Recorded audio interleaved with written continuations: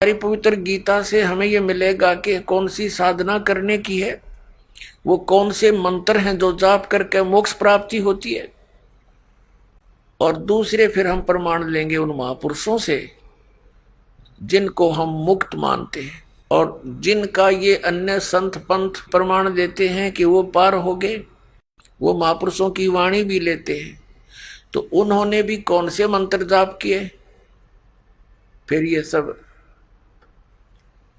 रास्ता साफ हो जाएगा, शंका समाप्त हो जाएगी। शंका समाप्त हुई, भगवान मिला, फिर तो क्रिया करनी शेष रह जाएगी। और वो क्रिया इतनी आसान है, चलते फिरते उठते बैठते भगवान का कभी कितना ही भजन कर लो, काम करते करते, और अंतिम सांस तक साधना करनी है, भगवान साथ लेकर जाएगा आपको सतलोक में। अब हम फिर आगे अध्याय नंबर 4 के श्लोक नंबर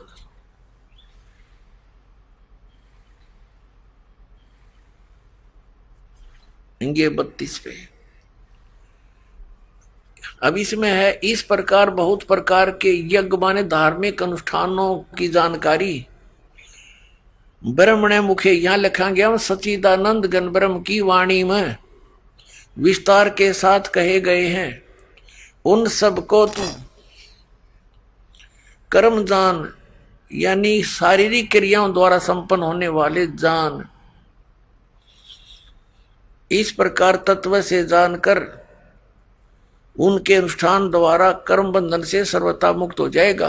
अब इसका तात्पर्य यह है कि गीता ज्ञानदाता कह रहा है कि सच्चिदानंद घन ब्रह्म की वाणी में, जो उस सच्चिदानंद घन ब्रह्म ने यानी परम अक्षर ब्रह्म ने, पूर्ण परमात्मा ने आकर अपने मुख कमल से जो ज्ञान दिया है, वो वाणी मुखे, मुखे माने मुख कमल से उच्चरित वाणी में, मुख से बोले गए उस ज्ञान में वो विस्तार के साथ कहा गया। और उसको जानने के बाद फिर पूर्ण रूप से सभी प्रकार से तो सब कर्मों से मुक्त हो जाएगा। अपनात्मा ये तत्व ज्ञान है जो सच्चिदानंद घन ब्रह्म की वाणी है। ये सूक्ष्म वेद है, 5वां वेद है, और जिसके विषय में गीता ज्ञान दाता अनभिज्ञ है, कहते उसकी जानकारी तो कोई उसका रिप्रेजेंटेटिव सच्चिदानंद घन ब्रह्म का जो दास होगा, उससे परिचित जो संत होगा, वो बतावेगा।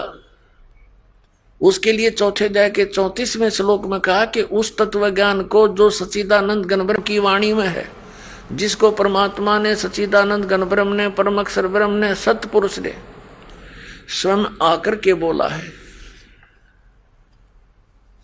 वो तत्व ज्ञान है। उस ज्ञान को तू तत्वदर्शी संतों के पास जाकर